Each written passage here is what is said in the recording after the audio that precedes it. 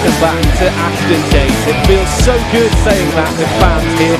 Another opportunity, and he's onside, and it's 2 for Bristol City, and this time, and it's in! An early goal for Bristol City, and Andy Vyman is back!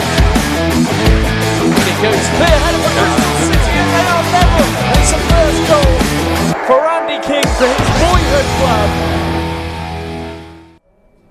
Well, very good afternoon and welcome to Ashton Gate as Bristol City welcome Birmingham to BS3. Nigel Pearson stating last weekend that too many Bristol City players had an off day at the City Ground. Can they get back to winning ways in this one? Birmingham come into this with only 2 wins in their last 16 appearances, but they have fond memories, of course, from visiting Ashton Gate. Cast your mind back to a few years ago with Steve Cotterill and Harry Redknapp finding a victory on the final day of the season to secure their championship survival. Here to watch it all with me this afternoon is Bristol City Academy Head of Coach Development, Steve Lilly. Steve, first of all, welcome along. Brilliant to have you with us. And for those of you that maybe don't know a huge amount about your role within the club, could you explain a bit more about it? Yeah, well, thanks for having me. So my role is to, I guess, oversee the coaching within the academy. We've got, I was tallying up on the way in, we've got 27 coaches. 9 of those full-time and the rest, I can't do the maths, the rest part-time. So I guess it's to support those individually, from those coaching our pre-academy players all the way up to the coaches of the 23s, who you're obviously familiar with from normally sitting here. So it's to support them individually, but also to try and form some kind of alignment. So, you know, to steal the England DNA strapline, if a child or a boy comes in with us at under 8s, then the only thing that should change is the size of the shirt, moving up into the 23s and hopefully ultimately into the first team. So my role is to standardise things and try and create that kind of alignment throughout. Is there an element of that as well? Obviously you say you work with a lot of the under 23s coaches who we've had here in the seat you're sat in now. Is there an element of sort of filtering through the sort of philosophy, the way of playing as well through the coaches, or is it more about kind of helping develop them as individuals? No, 100%. It's we've reviewed our philosophy or identity as an academy recently, and I'd like to think now that, you know, all the coaches on board, certainly from under 14s upwards to 23s, and then obviously moving into the first team, they have a real clear identity and an idea of how we should be playing and how we should be coaching and supporting players. And obviously Bristol City come into this one. It's been a pretty turbulent season, as you'll be well aware, following a pretty disappointing performance up at the City Ground last weekend. Just, I guess, having spoken to some of the coaches, I'm sure this week, obviously the 23s had a really good result away at Cardiff. What do you think the key areas of focus for improvement will be today? Well, I was talking to Alex Ball in the week, actually, who's now obviously with the first team. I spend a lot of time with Alex to make sure there's a real alignment between what we're doing in the 23s and 18s and in the first team. And I think we're looking at last week as a little bit of a blip, because actually prior to last week, the performances certainly at home have been really strong.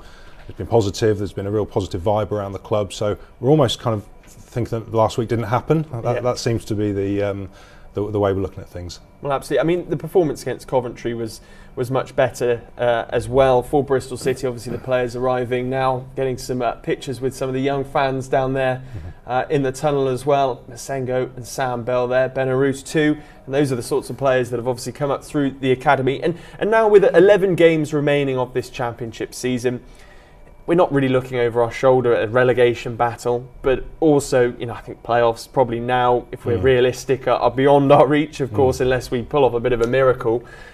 What are these players really playing for between now and the end of the season? I think we always kind of saw this season as a bit of a rebuilding season, but even now, like you said, there's no threat of relegation. We're probably not going to get into the playoffs. I guess it's a case of continuing to blood young players. Young Sam Bell's got another opportunity today, but the more football they get in this environment, the better for their development, with a view to hitting the ground running from next season. So I would think that's where the manager's going with the remaining 11 games. Yeah. Absolutely. Well, you mentioned Sam Bell there. Let's have a look at the sides that will go toe-to-toe today, starting with Birmingham City. 5 changes for them with a new look centre-half partnership. Nico Gordon and Mark Roberts come in for Bella and Colin, with Pedersen moving to left-back. At the heart of midfield, Sunjic comes in for Ryan Woods. Jordan James drops out too, with Manchester United loanee to Heath Chong coming into the 11 following a long layoff through injury. And finally, one change up top as well, with Lukas Jukovic being replaced by Lyle Taylor, who has 3 goals in 6 games. Of course, bad memories for City fans earlier on in this season when he scored 2 for Nottingham Forest, which is his parent club. And Taylor Richards as well is on loan from Brighton this season. He scored for the under-23s last weekend. Bizarrely got injured in his medical at the club, but could finally make his first team appearance today. As for Bristol City, well, 2 changes to the starting 11. Experience reintroduced into midfield. Matty James comes in for Han Noah Masengo.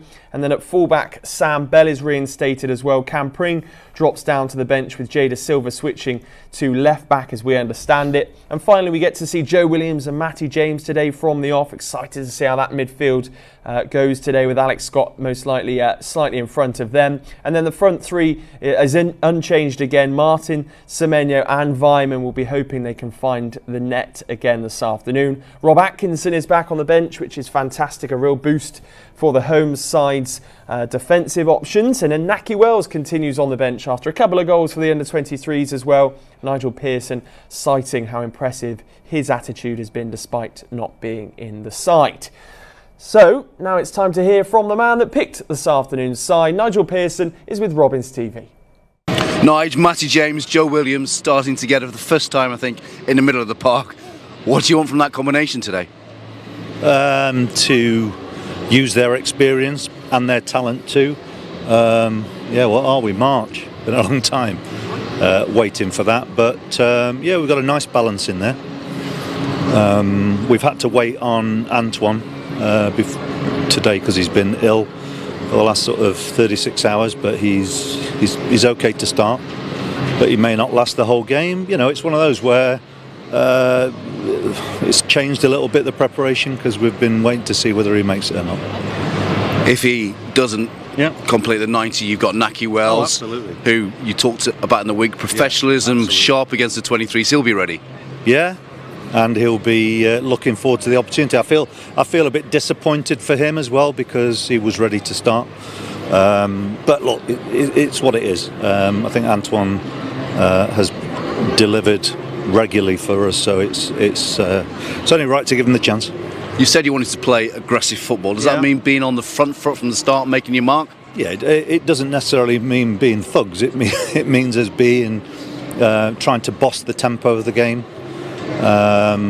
We've got some good passers of the ball out there, so I would expect us to use the ball well, but not be overly indulgent. It's about putting Birmingham, trying to make them feel uncomfortable.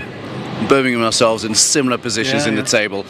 How important is that a factor in terms of needing to get points today? We want to win the game. I mean, that's the bottom line, and every time that we play between now and the end of the season, that's how I want us to go into the game with that intention, especially at home. I think we've been pretty good at home over the last 2 or 3 months. It's important that we make our opponents work hard. Go well today, Nigel. Okay, cheers. Nigel Pearson there with Dave Barton pitch side. It sounds as though I think Naki Wells was preparing for a start today. It sounds like Semenyo was a bit under the weather, but then has sort of come in today maybe and said, look, I am ready to go. And Nigel Pearson, I guess, left with no option but to go with his first choice striker in that situation. Yeah. I mean, only Antoine will know how he's feeling, but I think, like you said on there, Naki Wells has been in good form for us in the 23s. His attitude's been brilliant, I have to say. So he'll be chomping at the bit. If Antoine can't do 90, it might be that he's got 60 or 70 in him. Yeah, it'll be interesting to see. But as you say, Naki Wells, maybe a player that you he's obviously been integral to various sides over the years, QPR, Huddersfield, in times gone by as well. He's a prolific goal scorer. It will be hurting him that there's almost a bit of a blemished record now as you come into this season. He's picked up 2 goals from the bench, but he'll be hurting a bit from that. But his attitude has been in the right place. It speaks you fine. When he's come down with us, he's been fabulous in terms of how he's prepared for games, but also help the young players as well. It doesn't always work like that, in my experience, with players coming down into the 23s. Not this club, but he's been fabulous, as is Danny Simpson and others that have come down. It's a real good united front at the moment. So hopefully he gets his opportunity at some point. And speaking of under 23, Sam Bell in the starting 11, reinstated today. That man there will be switching to left back Jada Silva, overlooked by Dave Rennie down there. But Sam Bell, he's a player that's adapted, and he gets the confidence boost again from his manager today. Yeah, he has adapted, because Sam, as far as I know, has always played through the middle, then has gradually kind of found his way round to the right hand side as a winger, and then a right wing back, and then he makes his debut as a right full back and a 4, which I worked closely with his dad Mickey, obviously, and I think there was 3 or 4 hours spent on the tactics board the night before his debut, just the do's and don'ts of playing full back, because if anyone should know, then Mickey should, I guess. But he's been great in the 2 games I've seen him, Sam, and fully deserves to start. Yeah. Fantastic. Well, we'll hear more from you shortly, Steve.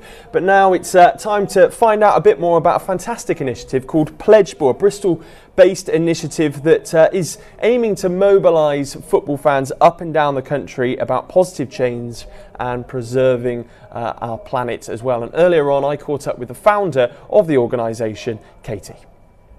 So Katie is a founder of Pledge Ball. Welcome to Ashton Gate, first of all. Bristol City Football Club obviously partnering with this fantastic initiative for the season. For those that don't know a huge amount about it, could you explain a bit more? Yeah, sure. Well, thank you very much for having me. So Pledge Ball is a way of rallying football fans to address sustainability. And I mean, a lot of people say, why football? Like, what's the link?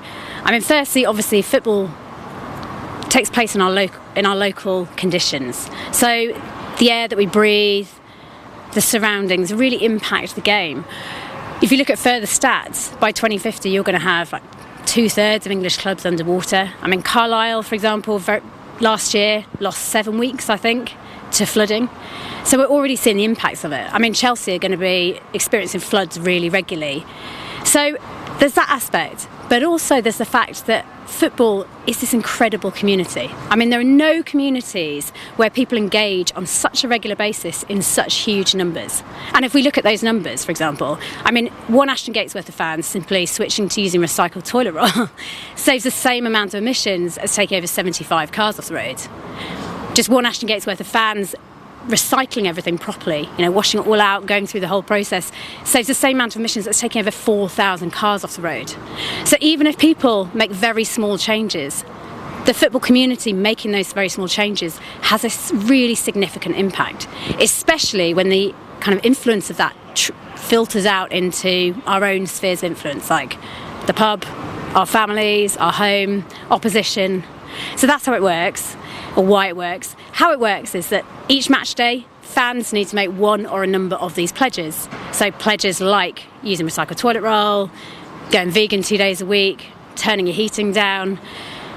The team of fans that pledges to save the most emissions wins the fixture, and the cumulative amount they pledge to save determines their place within the Pledge Ball League. And I know that you want to talk about the Pledge Ball League. Yes, how are Bristol City doing, obviously, at the moment? The all-important question. So Bristol City started slow. Momentum has slowly been building. We've had some nice contact from some fans, and at the last publicised Pledge Ball fixture, they topped the Pledge Ball League. So right now they sit at the top. We're near the end of the season, so they could actually, if the pledging carries on, finish top of the first ever Pledge Ball League, and other clubs are following. So, well, that would be fantastic. And as you say, in your last answer, it is about, whilst it's about pledging, it's about having those conversations in the pub. The fans have a responsibility, I guess, to talk to friends, talk to people they meet on a match day, to spread the word. That's what it's all about. You're exactly right. And I mean, I'd move away from responsibility. I think the really important thing is it's up to people what they do. I mean, I'm far from perfect. It's not about that. It's about showing people what they can do and actually the collective impact of that. So if they want to do it, if they want to pledge, if you want to beat Birmingham today, then pledge.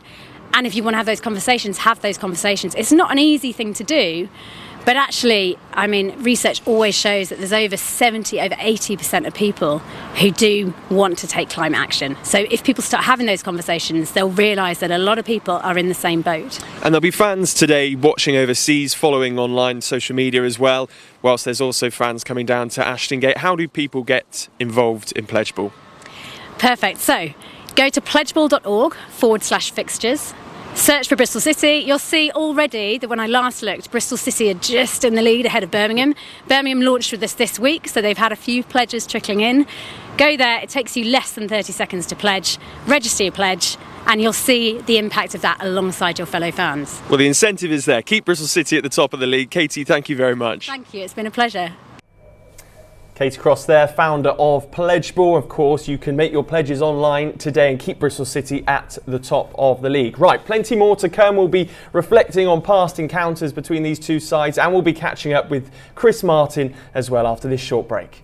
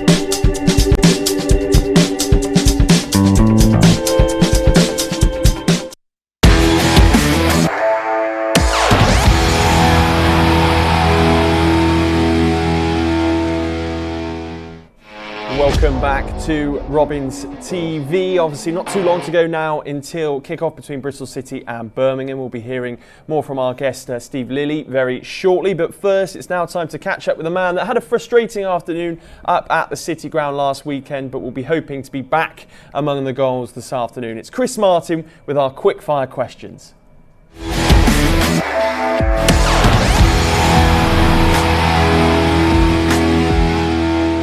Chris Martin, 33, striker. Instagram or TikTok? Instagram. Long range screamer or a last minute winner? Last minute winner. Saturday or Sunday? Saturday. Hot weather or cold weather? Hot weather.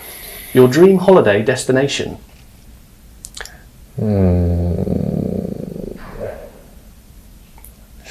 Mauritius. Eat in or eat out? Eat in. Nike or Adidas? Nike. The last song you listened to? Wow, I can't remember. One of the ones in the change room. Yeah, I don't know.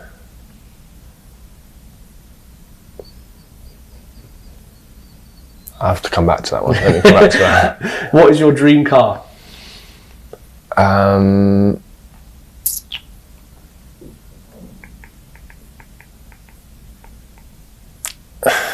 I've got lots. Big A. Nice. Easy tapping or worldie assist? Easy tapping. Premier League or World Cup? Premier League. Invisibility or super strength? Invisibility. The celebrity you'd most like to meet?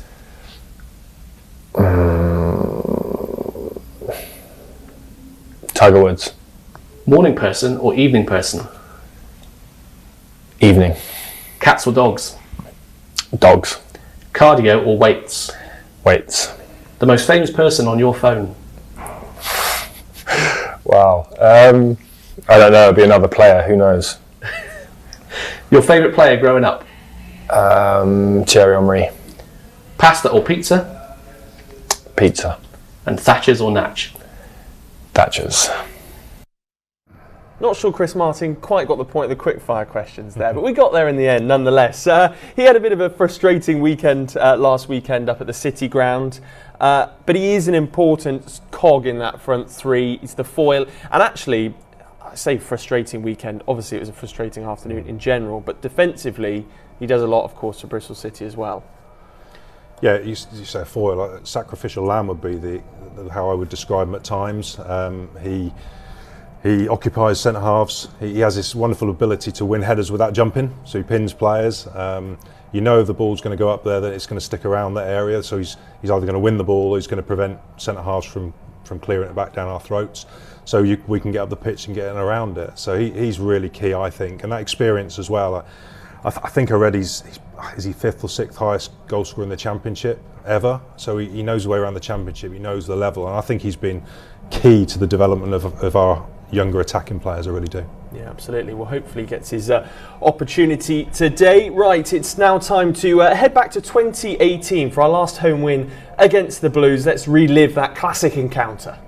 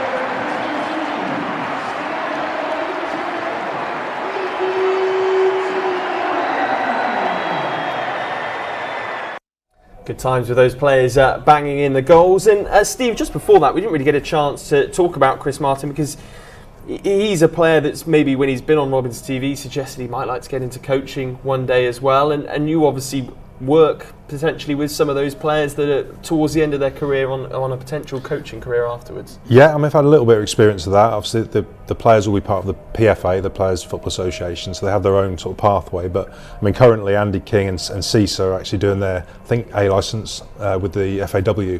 So I support them a little bit, and they've asked for a bit of support on the pitch. It's not part of my remit. However, I'd be more than happy to support players in it, and it's good for me to tap into their minds as well, having played hundreds of league matches. I think that's the ideal scenario, really. If we can get some of these guys coming out of the game to put a bit back in for our young players, it'd be fabulous. And for someone like Andy King, does that take him a lot of time outside his normal training routine? I guess so. I guess for Andy, bless him, he's been injured, hasn't he? So he's had the time. But yeah, I think if you're fit and playing, and it'll be very difficult to prepare for matches and learn to coach, because it takes hours of practice. But maybe in your 30s, you know, some of these players, when they're picking up injuries, that's the time they start thinking, okay, I might need to think about the next few years, you know. Fantastic. Well, maybe we'll see him in the dugout very soon. Right now, it's still time for you to grab your matchday pass if you are overseas with us today. But saying that, if you are with us on YouTube or Facebook, now is time for us to say goodbye.